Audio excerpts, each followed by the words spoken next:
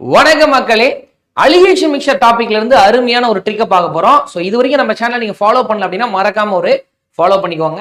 So அப்கமிங்ல நீங்க prepare பண்ணக்கூடிய எக்ஸாம்ஸ்க்கு இந்த சேனல் நம்மளுக்கு ரொம்ப ஹெல்ப்ஃபுல்லா இருக்கும். கேள்வி என்ன சார் அப்படின்னா, நம்மளுக்கு ratio of milk and water, அதாவது மில்க் மற்றும் வாட்டருடைய ரேஷியோ நம்மளுக்கு கொடுத்துருக்காங்க. அதனுடைய டோட்டல் வேல்யூ கொடுத்துட்டாங்க அப்படின்னா 66 லிட்டர்னு சொல்லிட்டாங்க. மொத்தமா 66 லிட்டர் இருக்கு.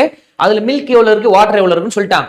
இப்போ இந்த கலவையில நம்ம என்ன பண்றோம் அப்படின்னா ஒரு 12 லிட்டர் வாட்டர் மட்டும் ஆட் பண்றோம் சார்.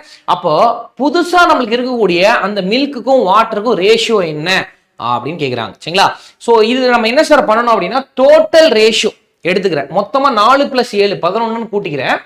11 பார்ட்டோடைய வேல்யூ மதிப்பு தான் நம்மளுக்கு இந்த 66. அந்த 66 லிட்டர் இந்த 11 பார்ட்ல பிரிக்கணும். ரைட்டுங்களா? 4 + 7 பிரிக்கணும். நம்ம என்ன பண்றோம் அப்படின்னா ஒரு பார்ட் எவ்வளவு அப்படின்னு மட்டும் செக் பண்றேன். 11 பார்ட் 66 லிட்டர்னா ஒரு பார்ட் நம்மளுக்கு 6 லிட்டர். ஓகேங்களா? ஒரு பார்ட் ரேஷியோ அப்படிங்கிறது 6 லிட்டர்.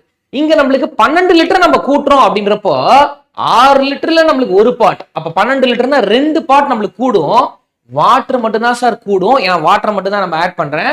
அப்ப ஏற்கனவே இங்க 4:7 இருக்கு இல்லையா? இதுல வாட்டர் பகுதி 2 பார்ட் கூடி 4:9 வந்துடும்.